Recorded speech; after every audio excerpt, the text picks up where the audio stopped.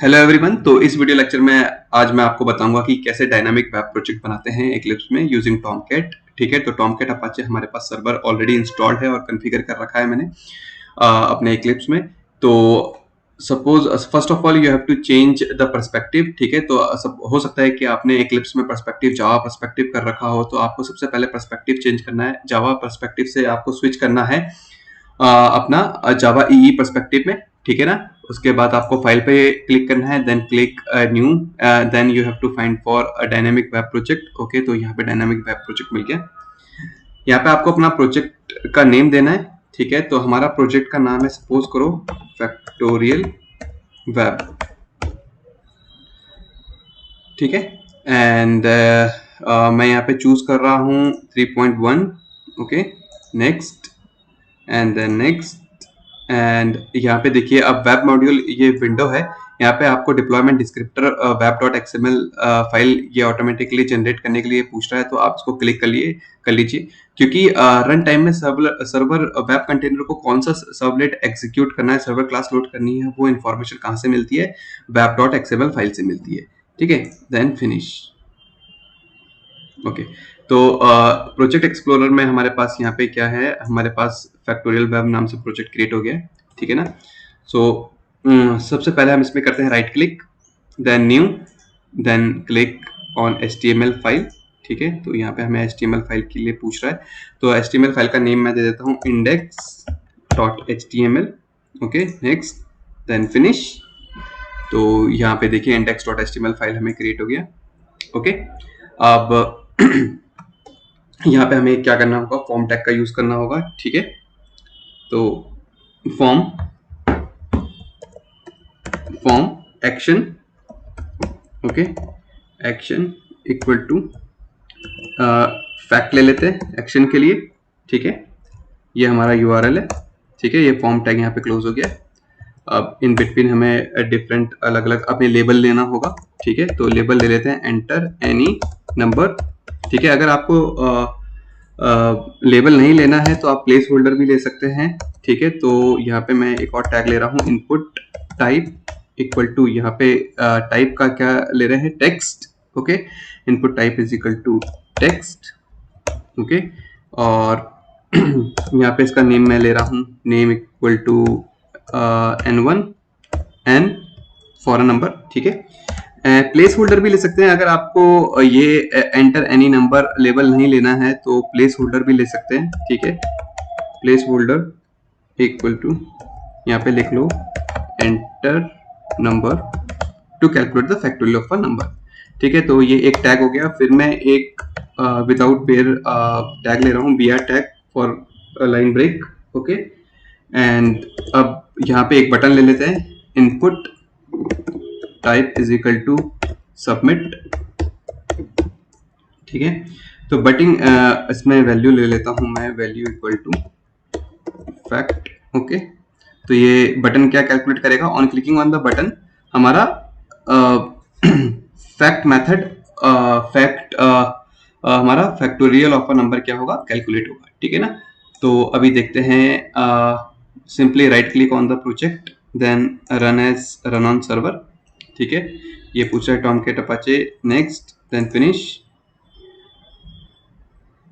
ठीक है, तो यहाँ पे मिल गया एंटर एनी नंबर। ये देखिए प्लेस होल्डर में यहाँ पे लिखाई दे रहा है एंटर एनी नंबर, और यहाँ पे हमने जो लेबल लिया था। ठीक है, तो मैं यहाँ पे ले लेता हूँ 5, और मैं ये चाह रहा हूँ कि फैक्ट बटन के क्लिक होने पे क्या हो, हमारा 5 का फैक्टोरियल कैलकुलेट हो जाए और वो प्रिंट हो जाए।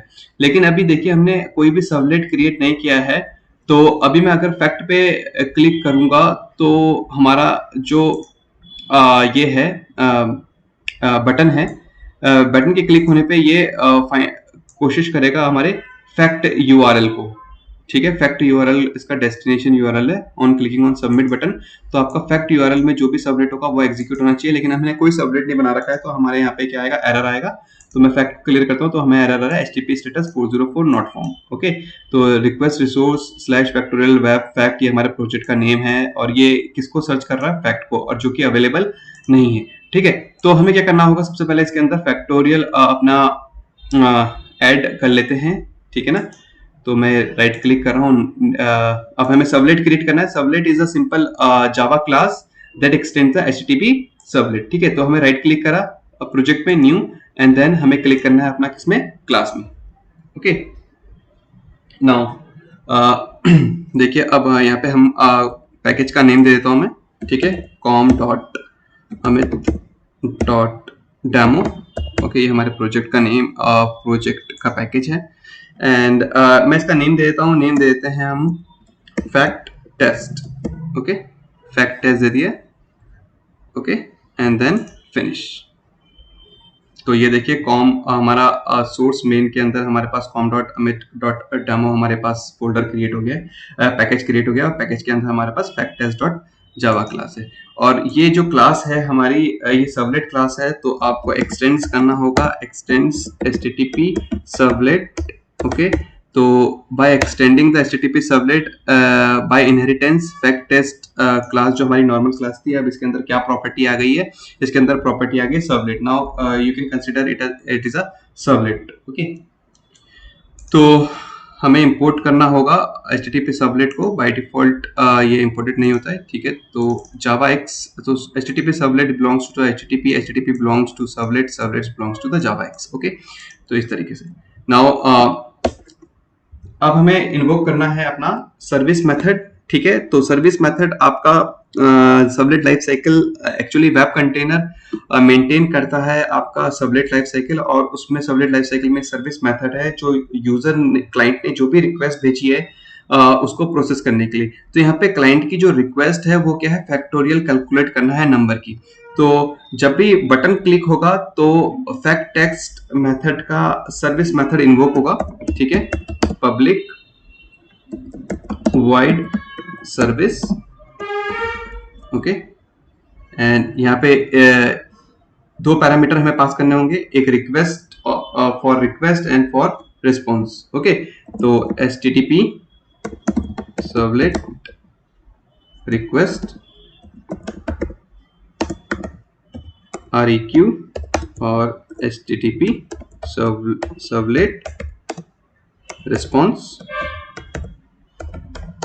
RES। ओके,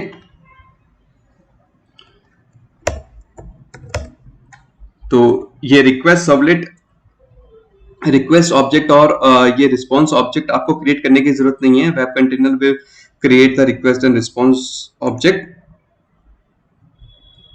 ओके, एंड यहाँ पे हमने पैकेजेस भी इंपोर्ट कर लिए करस्पॉन्डिंग। ठीक है, now I am getting the value. So यहाँ पे हमने ले लिया एक टेम्परेरी वेरिएबल इंट नम। तो ये हमारा index.html है। जैसे हम सबमिट बटन क्लिक करेंगे तो हमारा जो वैल्यू है, ठीक है, वो इनपुट टाइप किसमें है, हमने टेक्स्ट में ले रखी है वैल्यू, और वो इनपुट टाइप टेक्स्ट कंपोनेंट का नेम क्या है, n। ओके, तो अब हमें यहाँ पर सर्विस मेथड में वो जो वैल्यू है टेक्स्ट बॉक्स की, वो वैल्यू क्या करनी है, यहाँ पे फेच करनी है।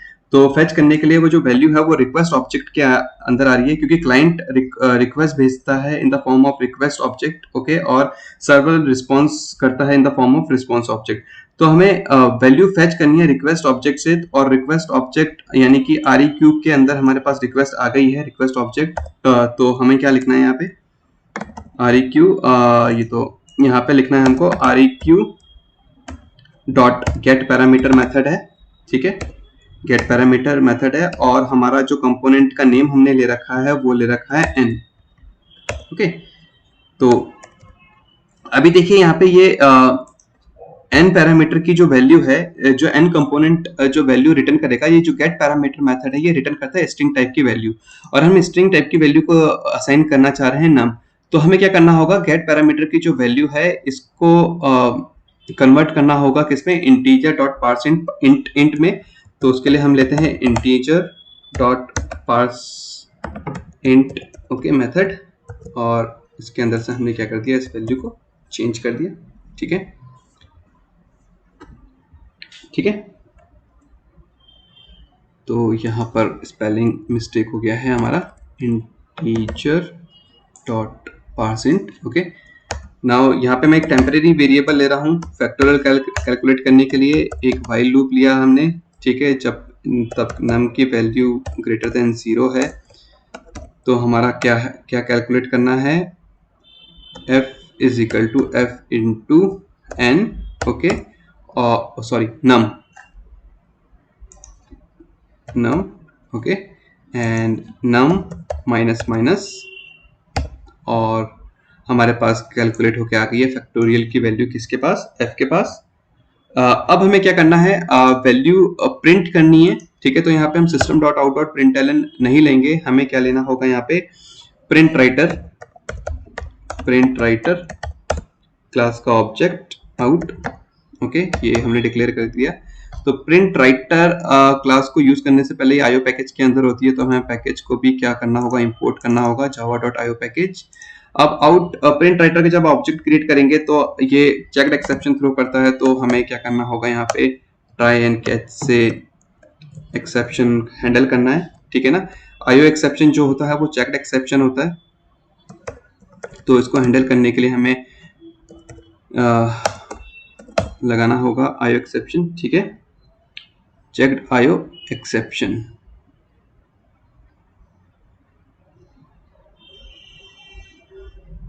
ओके,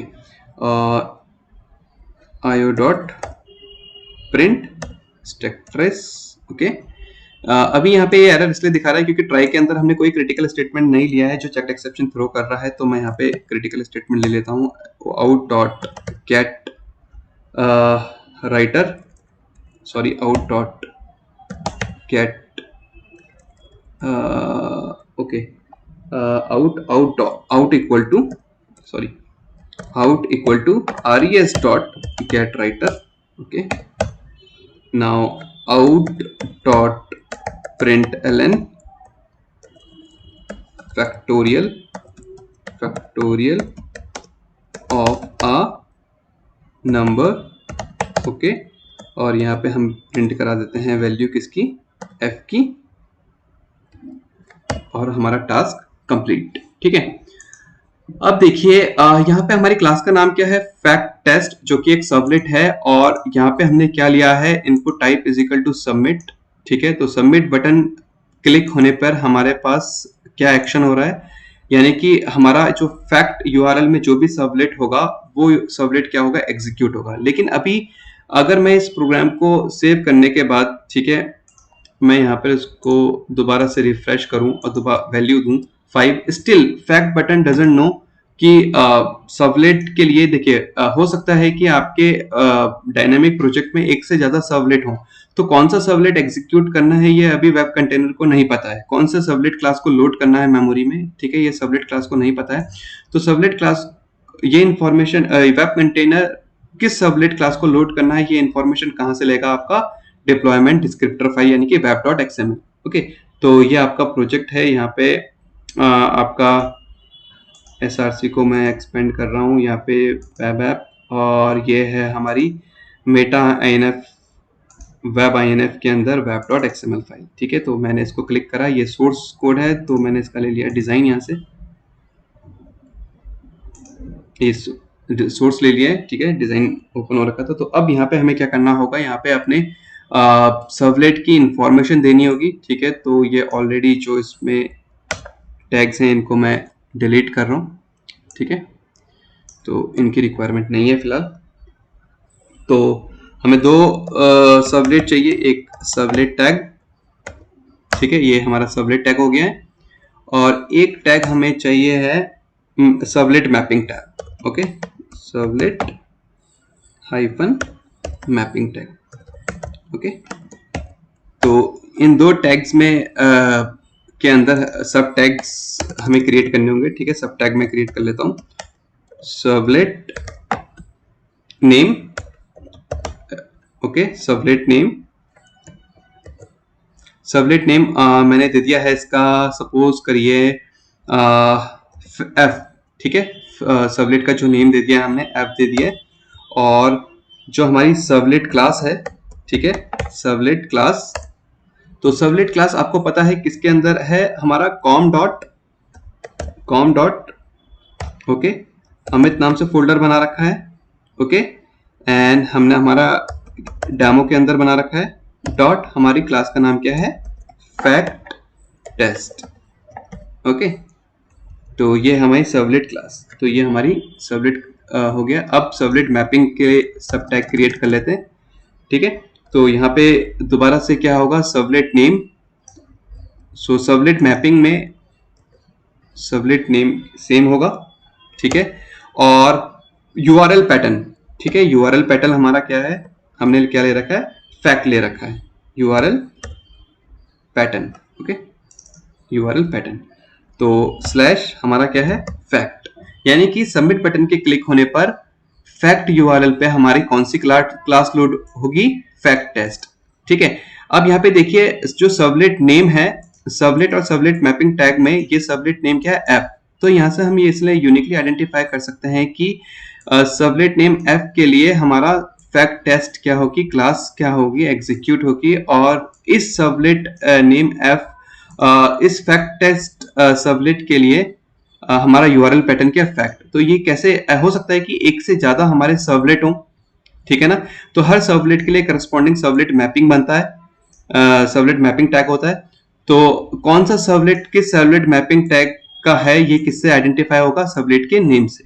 ओके, तो अब देखिए बटन के क्लिक होने पे, ये जो सबमिट बटन है, सबमिट बटन के क्लिक होने पे फैक्ट यूआरएल पे, अब फैक्ट यूआरएल पे जो रिक्वेस्ट जाएगी फैक्ट यूआरएल के लिए, तो आपका वेब कंटेनर क्या दिखेगा, फैक्ट यूआरएल का नेम दिखेगा, एफ नेम है, एफ नेम के करस्पॉन्डिंग कौन सी क्लास है, फैक्ट टेस्ट, यानी कि फैक्ट टेस्ट क्लास को क्या करेगा, ये मेमोरी में लोड करेगा, वेब कंटेनर में क्लास को लोड करेगा, देन फैक्ट टेस्ट क्लास का ऑब्जेक्ट क्रिएट करेगा, ठीक है, इंस्टेंशिएट करेगा, then it will invoke the init method, okay, then it will call the service method. एक बात का और ध्यान रखना, यहाँ पे बाय डिफॉल्ट हमने मेथड नहीं लिया है, ठीक है। बाय डिफॉल्ट जो मेथड होता है वो गेट मेथड होता है, ठीक है, गेट और पोस्ट मेथड में आने वाले वीडियो लेक्चर में आपको बताऊंगा, ठीक है। बाय डिफॉल्ट जो मेथड होता है वो गेट होता है, चाहे हम ले रहे हैं चाहे नहीं ले रहे हैं, ठीक है ना। गेट मेथड रिक्वेस्ट भेजता है एड्रेस बार पे एज अ क्वेरी स्ट्रिंग, ठीक है। एंड पोस्ट गेट मेथड यानी कि हम सर्वर से कोई वैल्यू गेट कर रहे हैं, यानी कि कुछ वैल्यू ले रहे हैं। और यहाँ पे दूसरा ऑप्शन आता है पोस्ट, पोस्ट का आता है, पोस्ट मतलब हम कोई वैल्यू सेंड कर रहे हैं सर्वर को, ठीक है ना। जैसे फॉर एग्जांपल अगर आप अपना अपनी इमेज कोई डेटाबेस में सर्वर में स्टोर कर रहे हो, या कोई वर्ड फाइल, कोई पीडीएफ फाइल अपलोड कर रहे हो, तो वहां पे क्या आएगा, पोस्ट मेथड, ठीक है। तो अब एक बार दोबारा से इसको क्या करते हैं, पहले मैन्युअली स्टॉप कर देते हैं, ठीक है, सर्वर को एक बार दोबारा रन कर लेते हैं, ठीक है। तो run on server, next, finish. तो फैक्टोरियल ऑफ अ नंबर यहाँ दे दिया 5, we are getting 120, okay. Again हमने दे दिया यहाँ पे 6, 720, ओके। यहाँ वैल्यू दे दी मैंने 0, फैक्टोरियल 0 इज 1, ओके। यहाँ पे दे दिया 12, ठीक है, फैक्टोरियल इज, तो यहाँ पे हमें फैक्टोरियल दिख रहा है। तो ये है एक छोटा सा demo, how to create a web project using Eclipse and Tomcat as a server, okay. तो ये हमारी HTML फाइल जहाँ से रिक्वेस्ट जा रही है। तो आप एक चीज देख सकते हैं, सपोज करिए मैंने यहाँ से 5 दिया है, ठीक है। तो जैसे मैं फैक्ट करूंगा तो यहाँ पे देखिए आप एड्रेस बार में देखिए ब्राउजर के, तो ये जो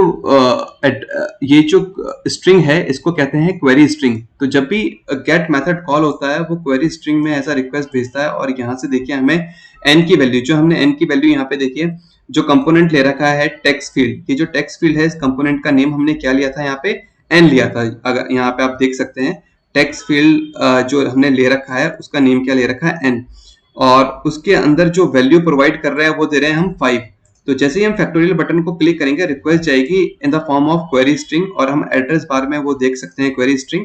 तो हमारे लिए रिक्वेस्ट गई किसके लिए, स्लैश फैक्ट के लिए, ठीक है, क्वेश्चन मार्क, और हमारे कंपोनेंट के नेम क्या था, एन, और उसके अंदर क्या वैल्यू थी 5।